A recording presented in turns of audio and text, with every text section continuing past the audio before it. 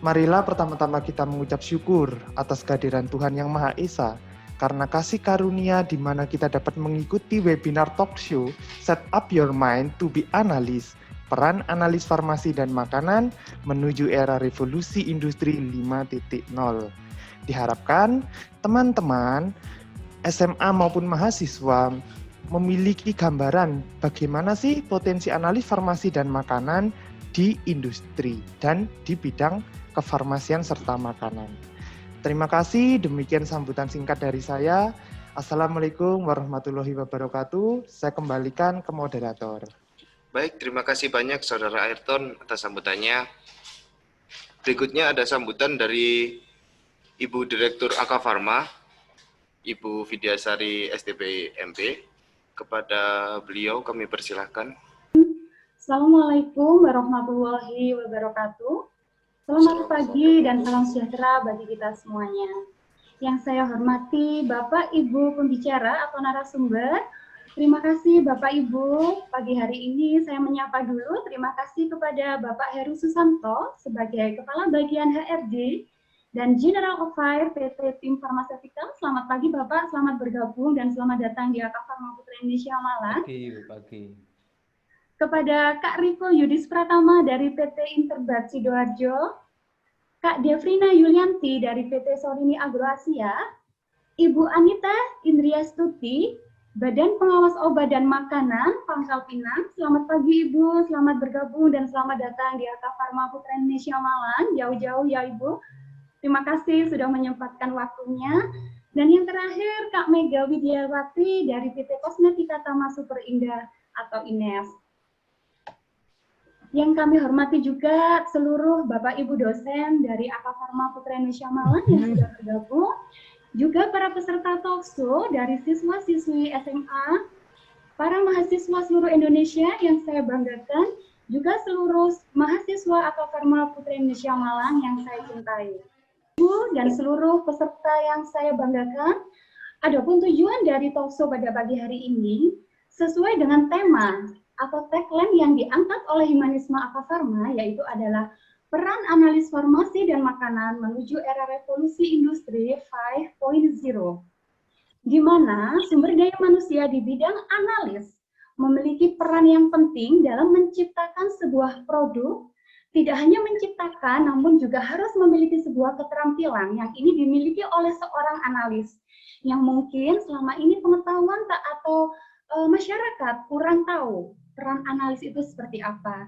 Jadi keterampilan yang didapatkan pada peran analis ini adalah meliputi tentang way of thinking, way of working, tools of working, and living in the world. Oleh karena itu, kemampuan analis farmasi dan makanan dengan segenap perkembangannya pada saat ini atau menuju era revolusi 5.0 memiliki peran yang sangat sentral. Mungkin ini nanti Bapak Heru bisa memberikan penjelasan juga kepada teman-teman, kepada kami semuanya, bagaimana sih untuk menuju era revolusi 5.0.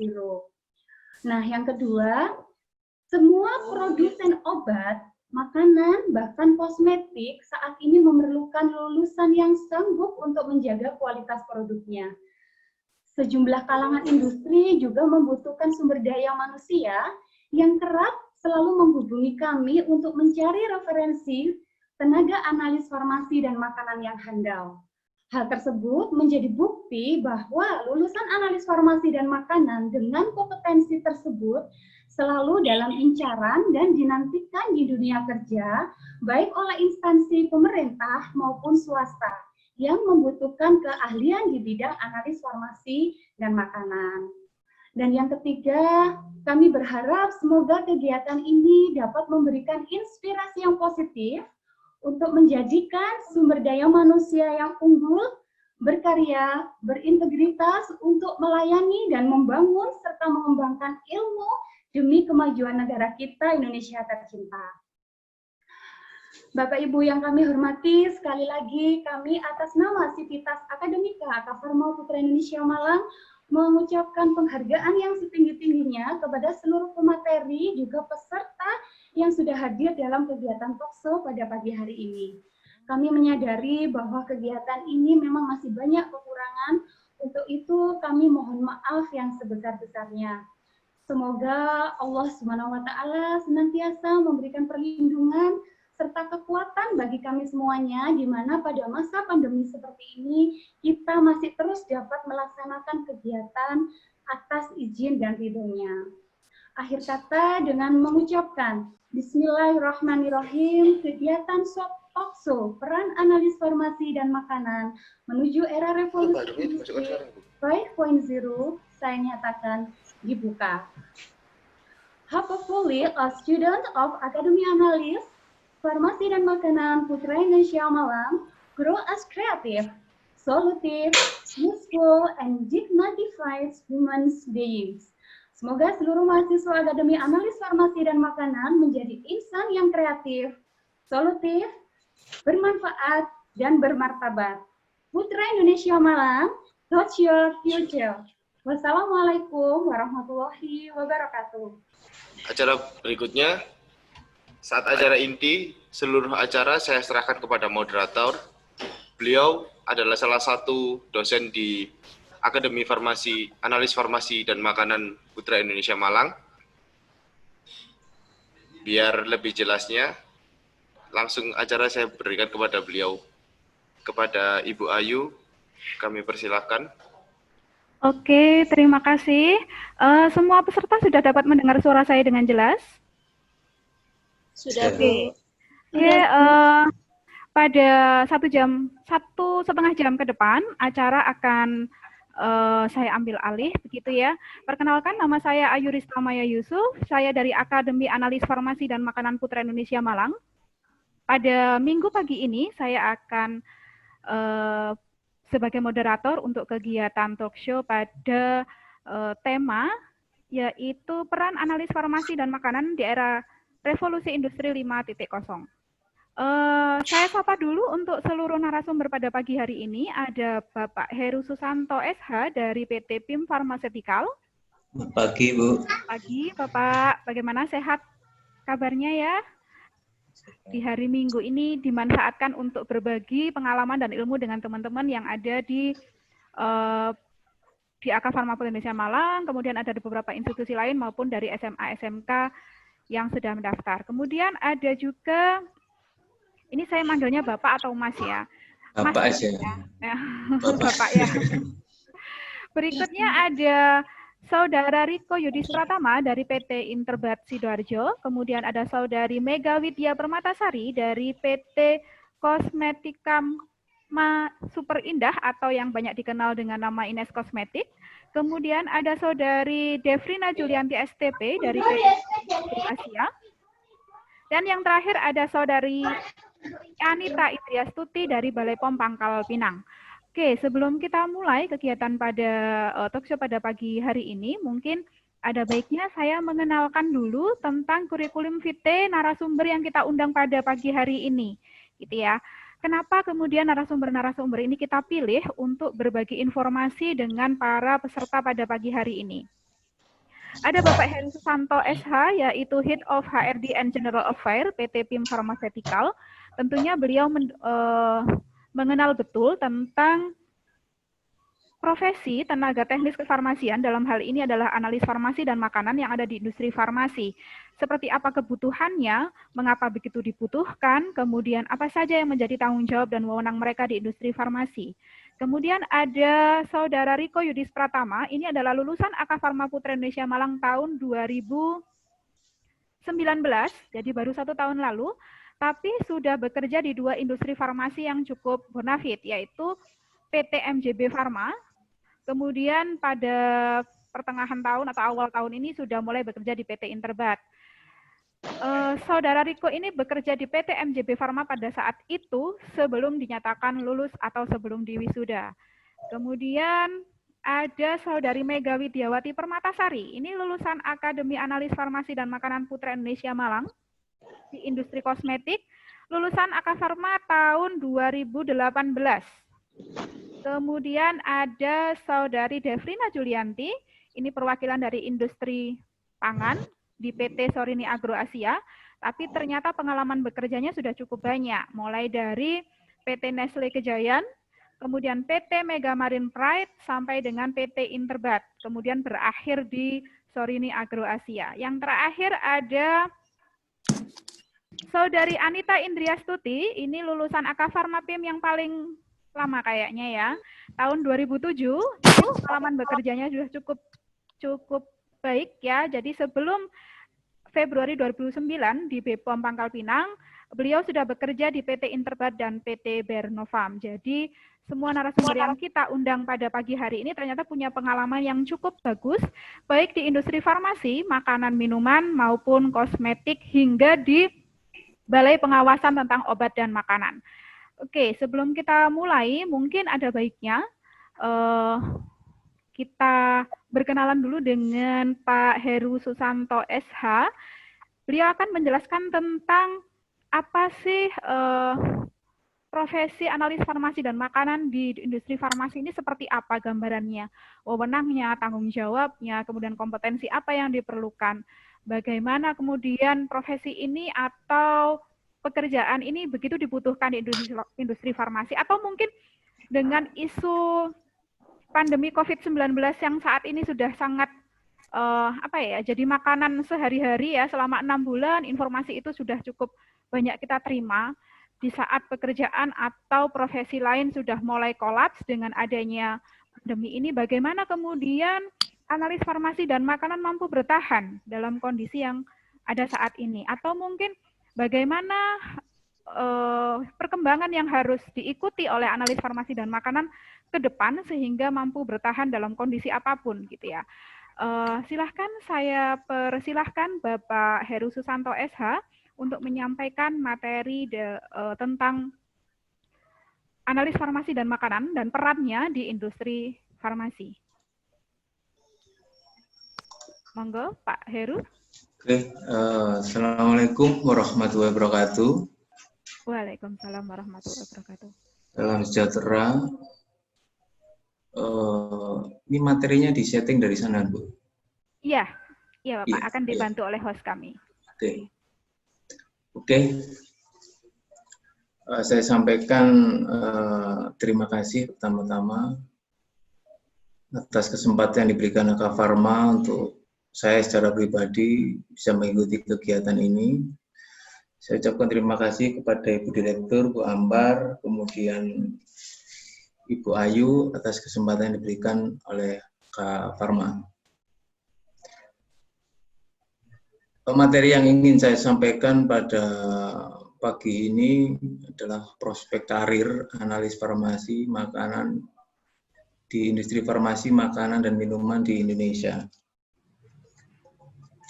Karena dari tema tadi, set up your mind to be analyst, dari undangan yang saya terima.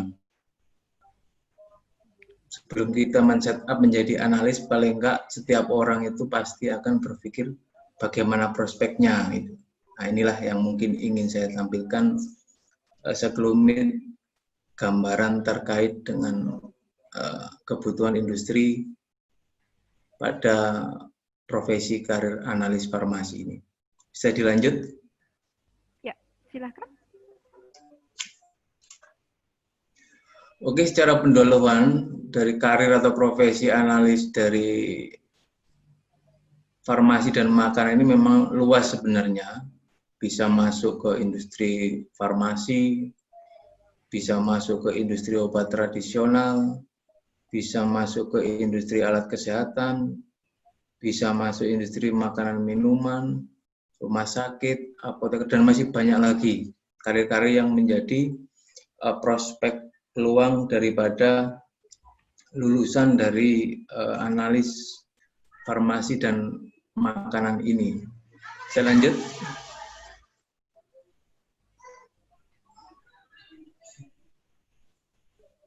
Selanjutnya. Oke. Akan tetapi pada materi ini saya ingin lebih memfokuskan dari sisi 3 aspek industri saja terkait dengan peluang serapan daripada SDM lulusan analis farmasi dan makanan, yaitu dari industri farmasi, kimia dan tradisional, kemudian industri makanan, dan industri minuman yang di Indonesia. Bisa dilanjut?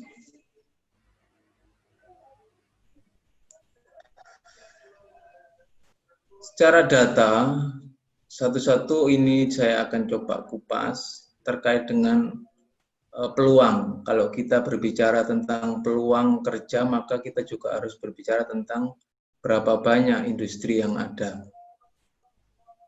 Data BPS yang dikeluarkan Maret 2020 kemarin, dari analisis mereka mengeluarkan antara periode 2011 sampai 2017, ini jumlah industri farmasi ada sekitar 402 di Indonesia.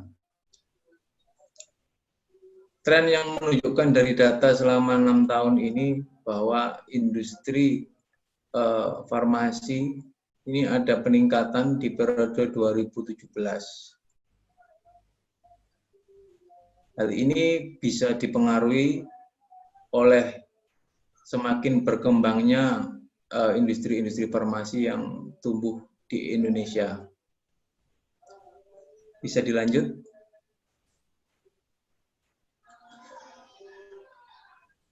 Dari sekitar 400 ini selama 2011 sampai 2017 ini memang jumlah tenaga kerja industri farmasi di produk obat kimia, obat tradisional terlalu banyak kalau dari industri farmasi. Dari data di BPS terakhir 2017 yang saya dapatkan ada sekitar ini kelihatan sih. Ada sedikit penurunan dibandingkan 2016, yaitu sekitar 88.243 tenaga kerja yang terserap khusus untuk di industri farmasi dan obat tradisional. Bisa dilanjut, Pak.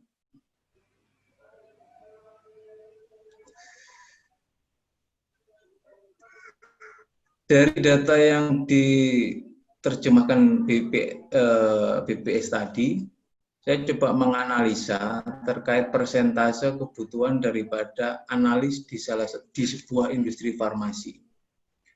Dari data analisa saya, untuk industri farmasi itu rata-rata kebutuhan daripada lulusan analis itu sekitar 8-10%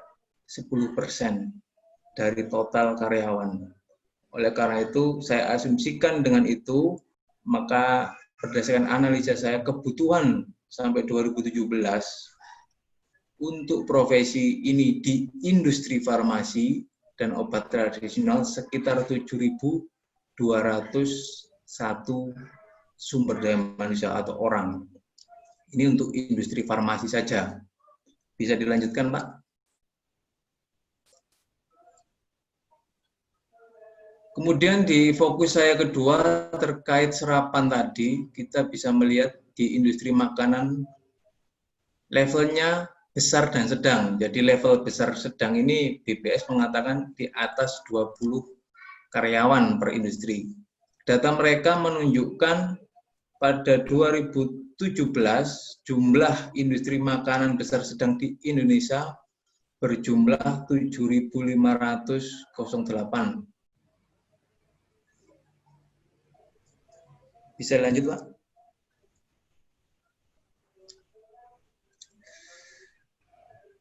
Adapun serapan jumlah tenaga kerja di industri makanan dengan kategori besar sedang di Indonesia selama periode tersebut, kalau kita melihat data tren itu, maka itu menembus sampai 1 juta lebih daripada jumlah tenaga kerja yang bergerak di bidang industri makanan dengan kategori industri yang besar dan sedang tadi.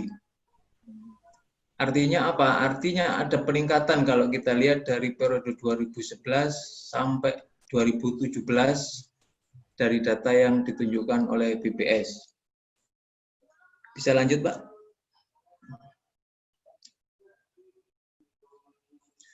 Sehingga dari situ saya coba menganalisis tren dengan jumlah kebutuhan khusus untuk analis, maka tren dari industri makanan jumlah terus meningkat di tiap tahunnya. Dan yang terakhir memang sedikit ada penurunan di 2017, akan tetapi total daripada jumlah untuk industri makanan ada sekitar 85.106. Ini masih data analisa saya saja ini dari berdasarkan berdasarkan rata-rata biasa kebutuhan 8-10% tiap industri untuk prosesi analis itu. Bisa dilanjutkan? Dan yang terakhir, khusus di industri minuman besar sedang yang ada di Indonesia, periode 2011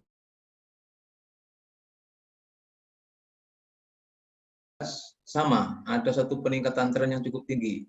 Dari 2011 ada sekitar 335 industri, di 2016 ada lonjakan memang menjadi 696 industri, di 2017 memang sama, rata-rata ada sedikit penurunan menjadi 650 kurang lebih. Data ini bisa bergerak terus.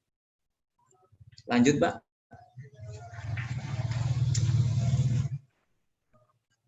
Bisa dilanjutkan? Oke. Ya. Adapun serapan tenaga kerja industri minuman dengan kategori industri besar sedang di Indonesia, data BPS menunjukkan ada sekitar 94.127 orang pada tahun 2017. Bisa dilanjut?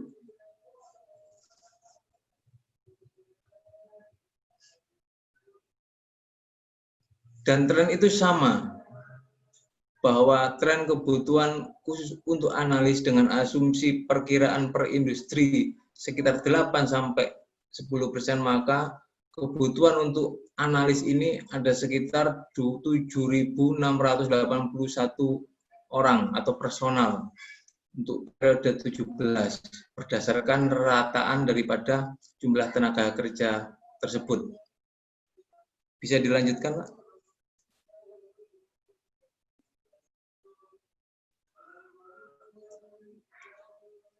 Di poin ini saya buat estimasi terkait kebutuhan SDM di 3 sektor industri tersebut. Jadi artinya bahwa dari 3 industri tersebut, kalau coba kita kalkulasi, itu estimasi kebutuhan khusus untuk profesi analis sampai 2017, di 3 sektor saja, yaitu sektor industri farmasi, sektor makanan, dan sektor minuman serta obat tradisional, maka berdasarkan data BPS tadi, dengan asumsi kebutuhan 8-10%, maka kebutuhan daripada SDM di 3 sektor itu di 2017 mencapai 105.105.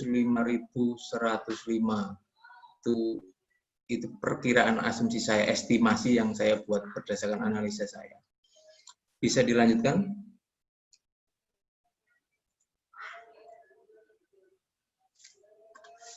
Dan ini coba saya buat untuk estimasi juga untuk forecasting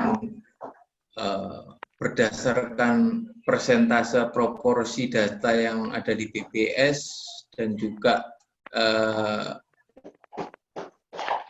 analisis daripada saya pribadi, maka perkiraan untuk kebutuhan di sektor 3 sektor industri terkait profesi analis itu akan terus meningkat dengan rata yang memang tidak yang lumayan bagus peningkatannya.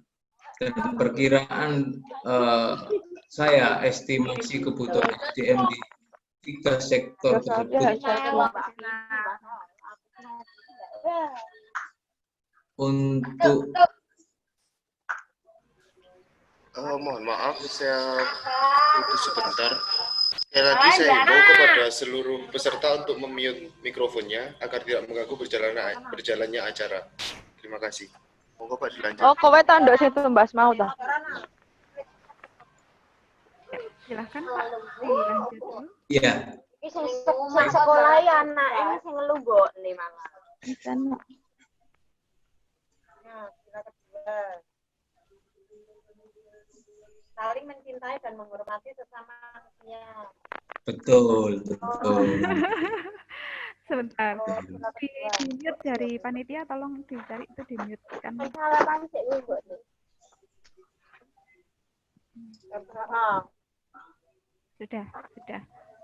Sudah, monggo Pak, dilanjutkan, sudah di-mute kan panitia. Iya, terima kasih Bu Ayu. Dia sponsor inilah. Iya. Ibu-ibunya ya. Iya. Oke, jadi dari analisa saya terkait 3 sektor itu kebutuhan analis akan terus berkembang, dan dari data analisa saya ada sekitar 2020 ini ada 115.309 ini estimasi dari 3 sektor saja.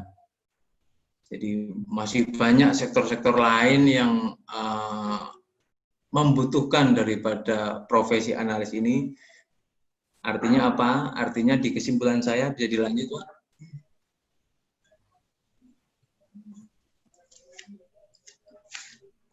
Artinya saya dapat menyimpulkan bahwa kebutuhan SDM khususnya untuk profesi analis akan terus meningkat seiring peningkatan jumlah penduduk. Mengapa seiring dengan jumlah penduduk?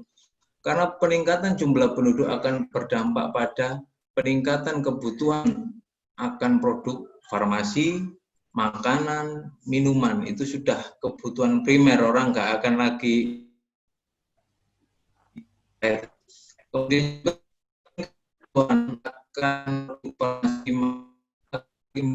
peningkatan jumlah produksi di sektor tersebut. Artinya bahwa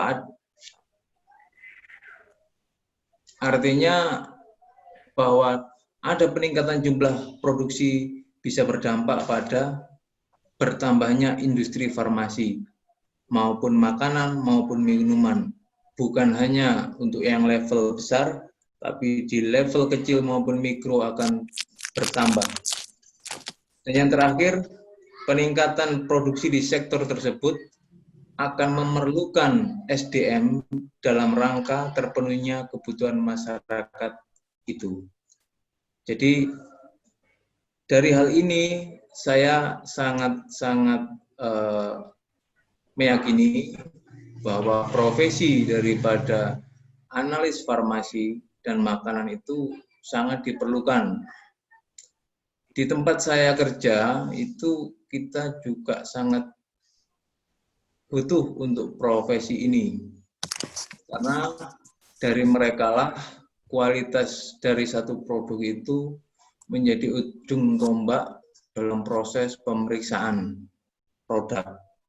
Mereka banyak ditempatkan di QC, khususnya di IPC, in process control inspection. Nah, mereka di sanalah ujung tombak mereka untuk memastikan bahwa produk-produk yang kita produksi itu sesuai dengan kualitas yang dibutuhkan masyarakat. Oleh karena itu, saya berharap AK Pharma dapat terus mencetak sumber daya manusia yang bisa mengikuti perkembangan zaman dan dinamika daripada kebutuhan industri sesuai dengan perkembangan industri itu tersebut. Demikian materi singkat yang bisa saya sampaikan. Saya akhiri. Selamat pagi. Assalamualaikum warahmatullahi wabarakatuh. Saya kembalikan ke moderator, silahkan. Ya, terima kasih Pak Heru atas materinya. Ternyata dari analisis Pak Heru tadi seperti yang telah disampaikan bahwa ternyata jumlah kebutuhan terhadap analis farmasi dan makanan, terutama di sektor industri farmasi, baik obat tradisional, kosmetika, kemudian ada makanan dan minuman, dapat dilihat bahwa jumlah kebutuhannya, trennya ini cukup linear ya, artinya kenaikannya cukup signifikan untuk tiap tahunnya. Bahkan di tahun 2021 diprediksikan jumlah yang dibutuhkan di seluruh Indonesia sekitar 118.775. analis gitu ya. Padahal kalau kita analisis data tersebut, misalnya bahwa analis farmasi dan makanan Indonesia prodinya tidak terlalu banyak di Indonesia gitu ya. Artinya kita masih punya peluang yang cukup besar terhadap fenomena ini gitu ya. Karena analis farmasi dan makanan Indonesia itu hanya ada 14 institusi. Kemudian salah satunya kita di Putra Indonesia Malang, sedangkan jumlah kebutuhannya trennya pada tahun 2021 kalau hasil analisis Pak Heru tadi masih ada sekitar 100 ribuan. Padahal yang kita luluskan dalam satu kali mungkin tidak lebih dari 100 mahasiswa. Artinya ini adalah hal yang sangat informasi yang sangat positif bagi kita, terutama teman-teman mahasiswa yang sekarang sedang menempuh pendidikan di AK Pharma gitu, bahwa peluang Anda sangat besar gitu ya. Nah, sebelum kita bahas hal itu lebih jauh lagi, mungkin bersama dengan narasumber yang lain, mungkin ada beberapa hal yang ingin saya tanyakan atau saya konfirmasi dulu dengan Pak Heru. Sebenarnya untuk analis farmasi dan makanan, terutama di industri farmasi dan obat, baik obat kimia maupun obat tradisional seperti yang disampaikan tadi, apakah kebutuhan di industri farmasi sendiri terhadap profesi analis farmasi dan makanan selama ini gitu ya, selama pengalaman Pak Heru gitu ya, mungkin di PIM Farmasetikal aja sebagai contoh, itu sudah mencukupi dari kebutuhan industri itu sendiri, Pak? Iya, terkait dengan jumlah daripada SDM, memang kalau yang murni dari lulusan analis farmasi itu kita masih belum sih, karena kita juga mengambil dari jurusan lain akhirnya. Akan tapi seiring perkembangan daripada SDM yang ada saat ini, memang karena juga kita melihat di kompetensi yang dimiliki analis farmasi makanan ini lebih spesifik. Itu maka kita sekarang sudah mulai merekrut daripada lulusan-lulusan ini, karena mereka lebih tepat dengan kebutuhan kita. Artinya secara teknis itu mereka sudah lebih siap untuk langsung jalan, karena industri kan nggak nunggu lama-lama untuk ngajari. Kalau memang mereka sudah siap, langsung aja pakai yang siap. Gitu sih, Bu. Iya, terima kasih Pak Heru. Memang teman-teman mungkin selama ini banyak keraguan ya. Sebenarnya bedanya analis farmasi dan makanan gitu ya, dengan analis yang lain mungkin gitu ya, baik dari background pendidikan mungkin biologi, kimia, teknologi pangan mungkin gitu ya, di suatu industri farmasi dan makanan. Jadi mungkin sebagai gambaran aja ini teman-teman mahasiswa yang sedang mahasiswa mungkin ya, atau mungkin adik-adik yang ada di SMA, MA atau SMK sederajat sebagai informasi saja, bahwa berdasarkan Undang-Undang Kesehatan Nomor 36 Tahun 2014 yang disebut atau yang punya kewenangan terhadap tenaga teknis kefarmasian itu hanya ada dua, yaitu Diploma 3 Farmasi atau Diploma 3 Analis Farmasi dan Makanan. Oleh karena itu, seperti yang disampaikan Pak Heru tadi, sangat tepat bahwa memang saat ini kebutuhan terhadap analis farmasi dan makanan, terutama di industri itu cukup signifikan. Makanya jumlah kebutuhannya juga rasa-rasanya kok selalu kurang begitu ya, belum cukup terus untuk di industri baik farmasi, makanan, minuman maupun kosmetika.